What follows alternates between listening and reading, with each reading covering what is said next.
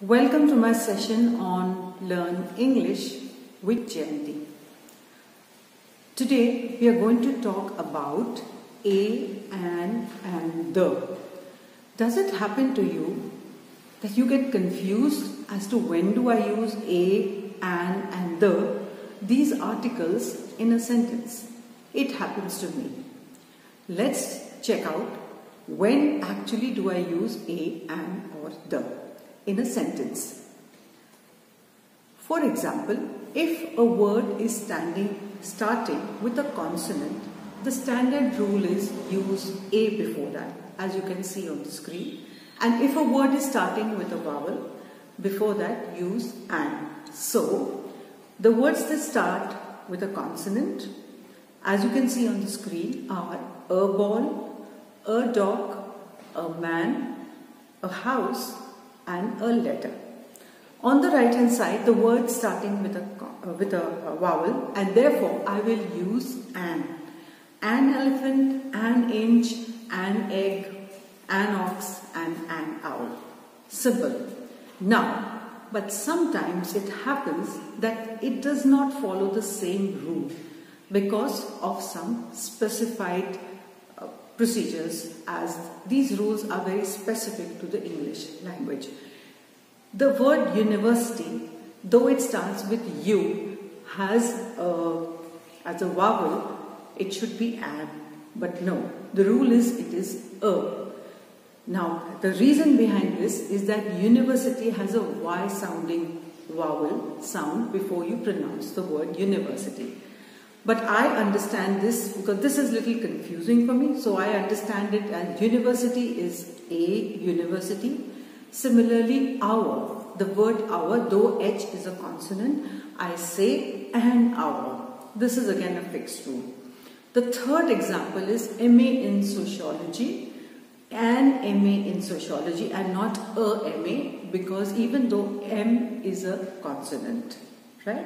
So you would have MA in sociology, MA in history, MA in English, and so on. Now, we have countable nouns in the English language and uncountable nouns. Uncountable nouns, singular countable nouns, examples are a tiger, for example, owl, eagle, then I have an egg, a one-man band, union, and MBA written on the screen. Let's go one by one. Tiger, definitely I can count. There are 5 tigers, 6 tigers, so I have a tiger. The other example is an owl. O is a vowel, so an comes before O. Now, if it becomes plural, it becomes owls, then the an is dropped. In the next example, I have a teacher. I have 3 teachers, 4 teachers. I have a teacher, that is one teacher. An eagle that flies high in the sky, an egg. In the last 3 examples, if you look at the screen properly, you will see one-man band. I have written a one-man band. Though it is singular countable noun starting with a vowel, it is still a. This is a fixed rule. Similarly, a union, though U is a vowel, I have written a union, and an MBA rather than a MBA. Right? So this was the singular countable part. Let's move on to the other side, where it is the uncountable nouns. Uncountable means that you can't measure. For example, honor. I really honor this person a lot. How much do I honor them? This much? So it is not measurable. Water, rain are other examples of uncountable nouns. Anger, happy, jealousy.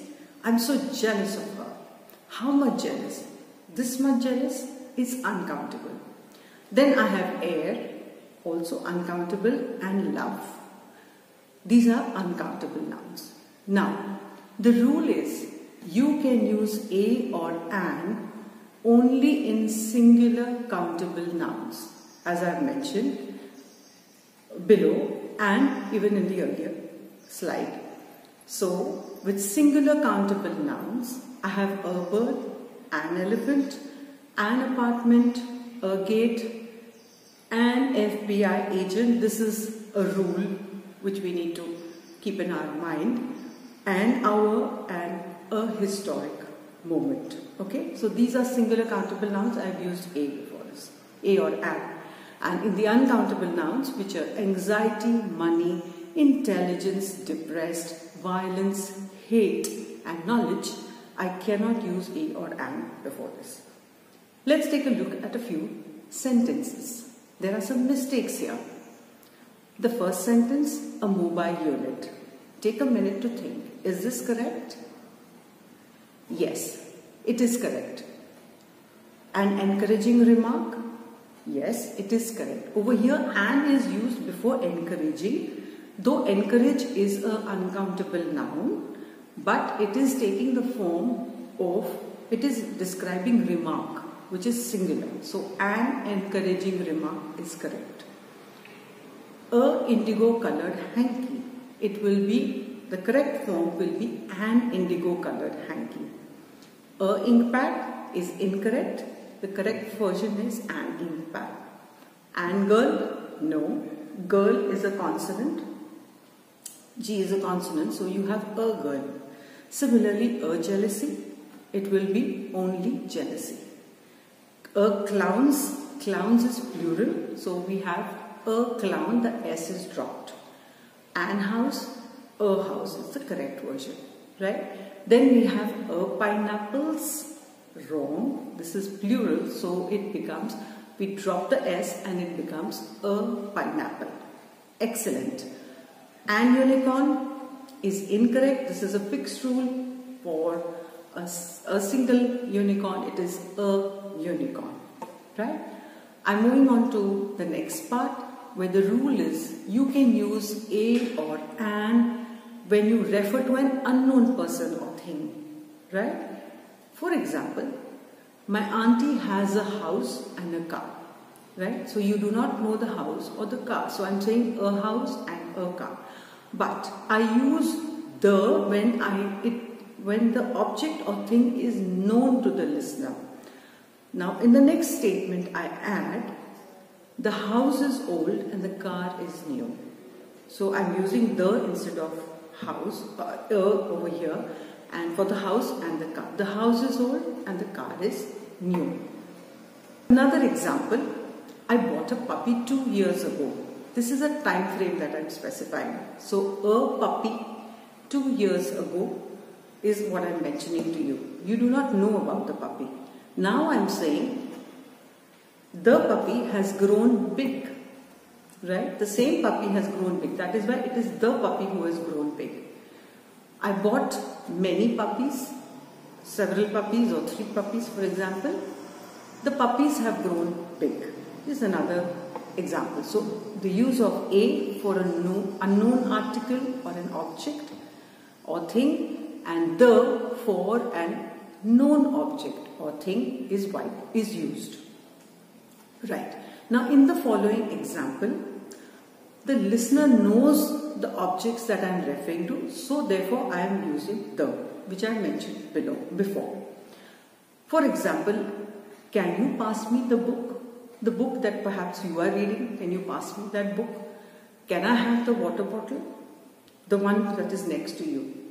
Can you catch the next train to Jammu? There are only few trains to Jammu, and the next one, which is perhaps going to go in the evening or the night. So I'm specifying, can you catch the next train to Jammu, not a train to Jammu. The girl holding a balloon wants a chocolate. Over here I'm specifying that the particular girl who's holding the balloon wants a chocolate. So therefore I'm using the word the. Now, in another rule for using a, an or the, a or an is used for non-specific things or people. Say for example, do you have a crayon? Not any, a crayon is any crayon. Do you have, now I'm changing the use of a to the when I'm talking about a specific crayon, right? The use of the crayon, do you have the crayon that Sheetal gave you or Sheila gave you, right? In this case, I am specifying the crayon that I want.